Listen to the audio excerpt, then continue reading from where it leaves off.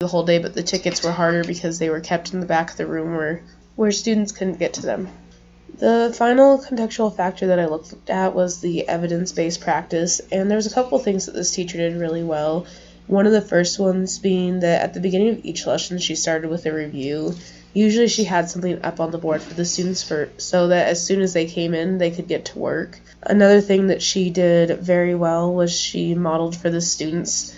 Anytime that they were struggling, she would go through, and as she saw the struggling decrease, she would stop modeling as much and she'd slowly let it become their own project. And then another thing that she did was plan monitoring. She allowed the students to have independent work to show what they were capable of and what they could do on their own, but if they needed help, they were able to ask for assistance. And then again, kind of linking back to that modeling for students, she would check for understanding. Usually during the lesson she would be presenting, and if students wouldn't understand, she'd continue to go through the lesson.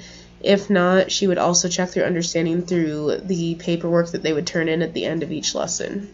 The biggest implication I would say that we had with all these tactics was that this class itself really liked support. They did not want to be super independent, so if they knew they could get you to help them with it, they would take advantage of it. And so when you were modeling your work, if you weren't careful, the students would act like they didn't understand the material, so you would keep going and keep going and keep going. It was a long process for both me and the teacher to be able to get these students to become independent and start doing their own individual work.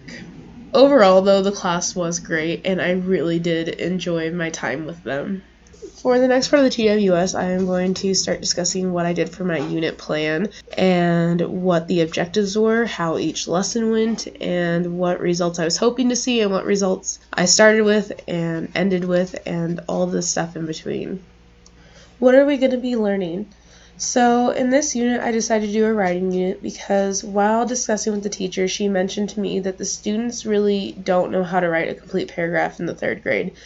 They have a rough outline, but they're very obscure and not written to their full potential. The other issue is that this year in standardized testing, they are asked to write stories, so they have to know 4 different forms of writing, which is difficult if they haven't learned how to complete a paragraph. So during this lesson, I started with our basics and we worked our way through it. The standard that we worked with was W32C, use linking words and phrases, also another and more, but to connect ideas within categories of information. And that was our unit standard for this unit.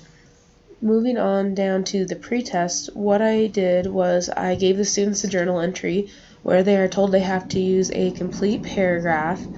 What I will mention now is that most of my data is out of 11 students because we did have 4 students who were gone for a majority of this unit, making their data not very valid for this whole unit. But out of the 11 students that were there every day, I found that there were 10 pre-instructional students and 1 instructional student. The overall class mean was 44%.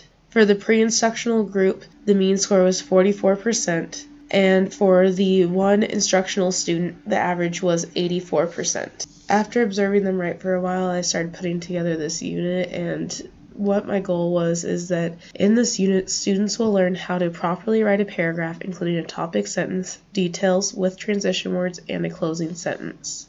Then looking down to the unit objective, given an assessment page, students will be able to identify the different parts of a paragraph as well as write a complete paragraph at 85% accuracy as measured by teacher checklist.